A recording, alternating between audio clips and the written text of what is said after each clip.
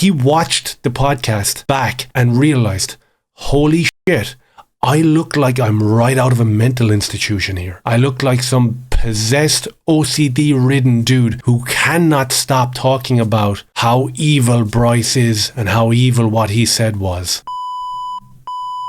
The situation of Bryce Mitchell appearing on the JAXXON podcast and inevitably it getting taken down by the co-host Bear has gone from bad to worse. We have uncovered more information right from the horse's mouth. Rampage put out an 80-minute response. We'll have a quick look at that. It's an extremely contradictory video, but I think it's by accident. I don't think there's any sort of sinisterness behind Rampage coming out doing it. In fact, I honestly think that he was trying to help Bryce. And I know there's a lot of truthers and free speech advocates out there that are really dogging on Bryce and on Rampage, saying hold your ground, and that is an option that could have been taken by these two boys. But whilst this was an attempt to help the co-host Bear, it actually made him look 100 times worse. And now that the actual full podcast has been released and I've had a look at it, I can't find any redeeming qualities from this lad Bear, honest to God. I've watched the entire video. It's absolutely insane. I'm going to try pull up a couple of little clips here. We'll dig into them and we'll have a look at what Rampage is talking about in his response video as well. Obligatory plug for the channel, if you can do me a favor and subscribe. I've been assured by other content creators that subscription and interaction will help grow the channel. I'd really appreciate it. Cheers. So I have people that come at me the whole time telling me, stop injecting politics into MMA. Just talk about the fights, man. Do a breakdown on the fight. Why can't you be like Lucas Tracy and talk for 2 hours about the fights? I enjoy the fights as much as Lucas Tracy and as much as you. But honestly, it's not me who's injecting politics into the MMA. I'm just choosing to talk about it. Think about it. In the last week, we have Dricus du Plessis. He fights Sean Strickland. He beats Sean Strickland in a 5-round fight, really putting a stamp on his reign as the middleweight champion. And I really do love what Dricus is doing. The politics surrounding that fight was insane. I don't know if you've seen the narrative about South Africa. I'm planning on actually doing a deep dive into it. But you had so many mentally deranged left-wing lunatics that were rooting against Dricus just because of him being white and being from South Africa. I would say, with the exception of Francis Ngannou, every single African fighter on the roster at UFC absolutely hate Dricus du Plessis. We saw it yesterday from Kamaru Usman. He was having a conversation on his podcast with Henry Cejudo. Henry Cejudo made the mistake of saying that he thought that Dricus was actually great at what he does. And Usman had a complete meltdown. And as I said, I'll get into that on another video. But that's a fact. So the politics surrounding Dricus's win and fight last week against Sean Strickland and the narrative of South Africa and the atrocities that's happening over there to the white people is right there, front and center in the middle of the UFC. Now, of course, the UFC media aren't going to touch it. Oscar Willis, Luke Thomas, they're not going to have a conversation about white people getting wiped out by indigenous Africans. They're not going to have a conversation about that. And Dricus knows how to play the game so well that he's not going to come out there and overtly go into that sort of topic. But he does touch on it, and there's a lot more at play with him being the champion and representing South Africa and walking out with that flag and having that national anthem play. On the flip side of that coin, you have Sean Strickland. Some of the stuff that he says is outrageous. I really do like Sean Strickland. I think he's a good old lad. I think that he's probably 10 times more confused and unhinged than what people accuse Bryce Mitchell of being, and that's been honest, and way less educated. The stuff that he said last week about the conflict in the Middle East, pathetic, absolutely pathetic. According to Sean Strickland, the conflict in the Middle East just started on October 7th because an organisation went in and kidnapped some people. Of course, there was no context in terms of an 80-year persecution on a certain race of people. That was left out, obviously, and he was literally just regurgitating what he had read on social media, and this is what he condemned Bryce Mitchell for the week before. I thought it was pathetic, to be honest with you, but again, more politics been infused into MMA. Not by me. Bilal Muhammad is really going at it in the opposite direction. He's reposting tweets from Candace Owens talking about one of the most significant attacks on US soil and how a certain country / ethnicity and religion were involved in it. So you've got two sides of a coin here,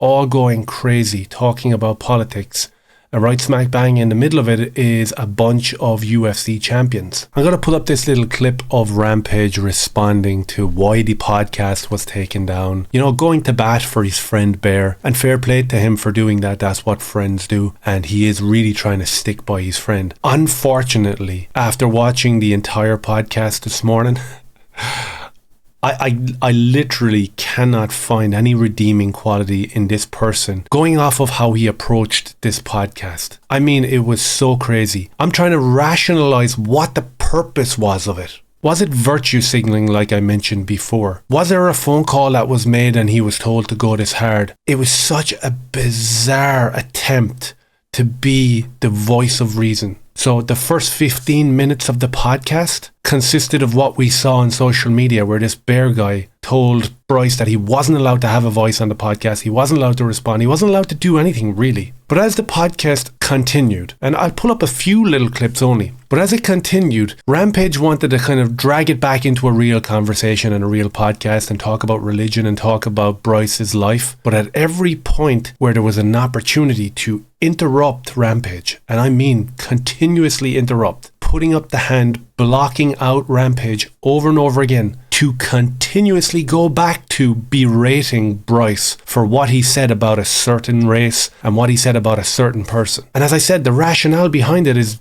bizarre to me. Were you that triggered? Were you that triggered about a man who died 90 years ago? Were you that triggered about that? There's actually millions/billions of people that have had atrocities happen to their race, to their religion. And we get on and we move on and we push forward and we try to be positive. To be that triggered for someone that isn't even your ethnicity or not even your race, it's so bizarre. It really is bizarre. Bryce would talk about his ex-girlfriend being a possessed witch and that attacked him. And Bear would interrupt and stop the conversation and bring it back to what you said about a certain person and what you said about a certain ethnicity and race. And can you understand how you were completely in the wrong? When Bryce was talking about religion, Bryce was talking about Jesus Christ, it was another opportunity for Bear to interrupt him and interrupt Rampage and jump in and bring it back to, but can you understand how you have to put out a good message? Bryce would be talking about the most mundane of conversations. He would talk about his chickens, he would talk about his animals, he would talk about his farm. And this dude would interrupt and bring it back to why you were wrong for spewing all this sort of hate. That, I believe, is 100% the reason why it was taken down. Not because there was racist comments coming in underneath the podcast. That's such a cop-out and such bullshit, and nobody believes that. Absolutely nobody believes that. He watched the podcast back and realized, holy shit, I look like I'm right out of a mental institution here. I look like some possessed, OCD-ridden dude who cannot stop talking about how evil Bryce is and how evil what he said was. It's bizarre. So when you put together what Rampage was saying and what James Lynch was saying about the podcast being taken down, none of it makes sense and it all sounds like complete lies, 100%. And even the new JAXXON podcast that went up with Carlos Condit, the comment section was riddled out of it by people calling him out, and rightfully so, for taking down the podcast. And he was responding to people in the comment section over and over again. And it was random because they would go, why would you do that? You're such and such a thing for doing that. And he would go, thank you very much for supporting the podcast. I don't think this guy is capable of taking advice. Definitely not from Rampage. He gives all this emphasis about how Rampage is like a big brother and he's looked after him for 10 years. I don't think that's true. I think Bear is the big brother and Rampage just has to sit there and not only be stopped every time you try to speak by this kid, but you've got to sit there and let this guy attack your peers and your colleagues and guys that have fought in the cage. It's a really bizarre dichotomy, to be honest with you. But we'll have a look at Rampage's response. You know, we was just telling him, you got a platform now, you famous. Like, all you other cronies, y'all can say whatever the f*** y'all want to say on Twitter and on the internet. Y'all can say what the f*** y'all want to say because you ain't famous. Yeah, some people, you know, you get screenshot, maybe you might lose your job if you go viral and stuff like that, but you know what I'm saying? Like, say if Bryce retires from, you know, UFC, get hurt and stuff, retire. Like, what the people he was talking about, you know what I'm saying? I'm being honest. They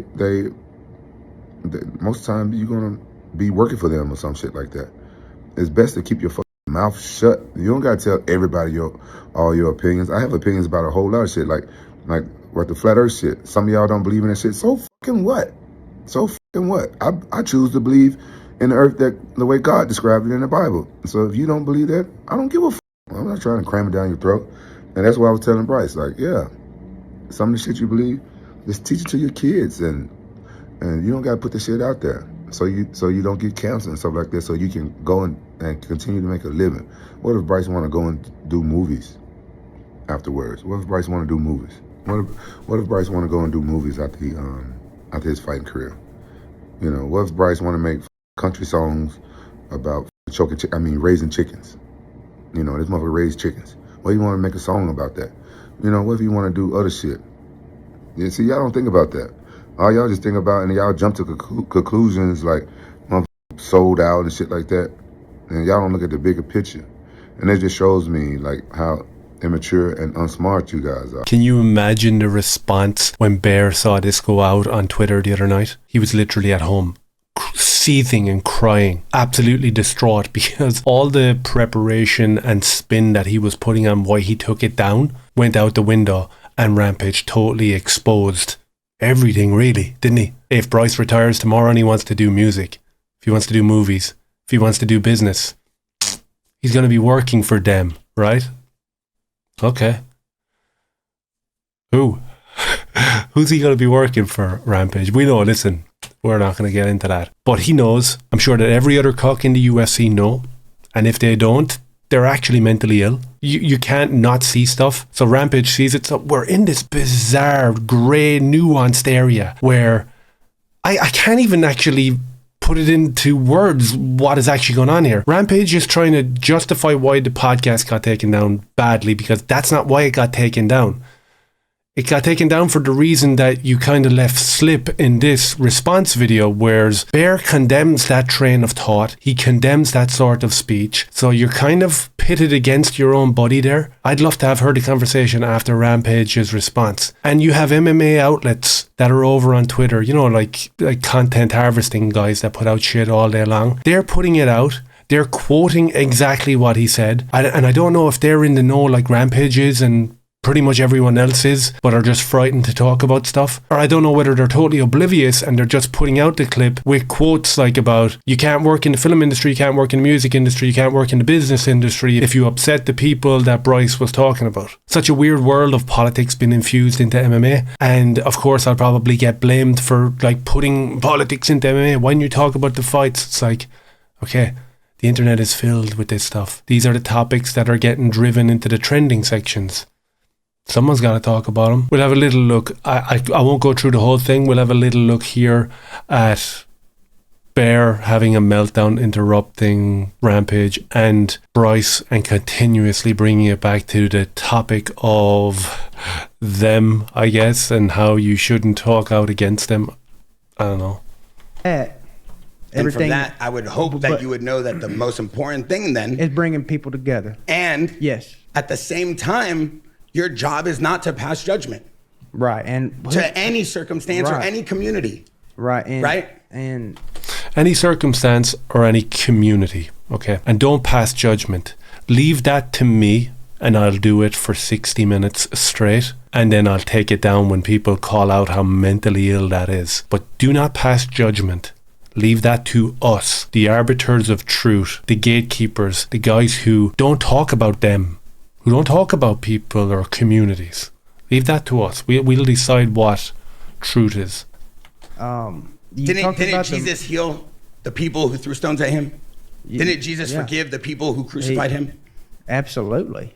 Absolutely, yeah. And so if you have a platform, you have to understand, because my job here today, because I personally was on the fence about doing the podcast. As a fighter, you're phenomenal. The things you said, I don't even know if I like you anymore. But as a fighter, you're phenomenal, right? I don't know whether I like you anymore. Do you know what the weird part of this is, right? And I don't know if this clip was one of the ones that went out there or not, but he seems very unhinged. His eyes seem to be very widened. He seems to be very almost like frothing at the mouth type of a situation. It's so mad. Let me flick on a little bit. It's my job to hopefully educate you in the way that... Calm down, brother. Well, there's two things, though, that I do want to address. And one is that you said that the mark of the beast is not inevitable. I don't believe that you meant that, or maybe See, I misheard it? This is what I wanted to avoid. This is what I wanted to avoid. See, Well, it's a scriptural debate. We're Right. Christians. So I know- let's I talk know, about it. How do you not believe the mark of the beast is inevitable? But the You don't scripture believe, talks about Judgment Day. you don't believe in Revelation, is what Does you're the telling scripture, me? and it talks about Judgment Day. Yes. Yes. The day of Armageddon, Yes. Jesus comes back on a white horse. Yes. Yes. What does it end with? Armageddon. No, and then what did you just say? 1,000 years of peace after Jesus comes back. He destroys all the evil on the planet, including the Antichrist. And That's there's all 1,000 I'm years trying to of get peace. at, Bryce. Like pass the information, and then hopefully, as a good person, you end it with some positivity that can give people hope. The job here is not to give people fear. I guess he sees himself and refers to himself here a couple of times as, this is my job and this is what I'm here to do. And he kind of sees himself as that, beacon of positivity, and we have to give the people positivity and not talk about the negativity that happens in the world or something like that. I guess, yeah, it's okay for like a positive thinking type of a podcast, maybe. Talking about you got to complete the let- sentence. I know. But I don't want anything to be miscalibrated. I don't think he. I just want to be very clear. No, I believe what you're saying in Judgment Day, in exactly what you're saying, but then end it with the fact that there is hope for the people that do believe. There's always hope, brother. It's infuriating to watch, to be honest with you, continuously interrupting, cool, whatever. Bryce actually handled this interview perfectly. He seems so laid back, so willing to have the conversation, and he was willing to do whatever he had to do to provide for his family. Some people think that is a cop-out. Some people think that's a weak thing to do. He's got a family, he's got to do what he's got to do. I'm not even going to judge on anything like that. But he's far more relaxed than Bear, and far more relaxed than Rampage, who's on the edge of his seat because he knows what his co-host / friend for 10 years and mentor is doing is absolutely retarded.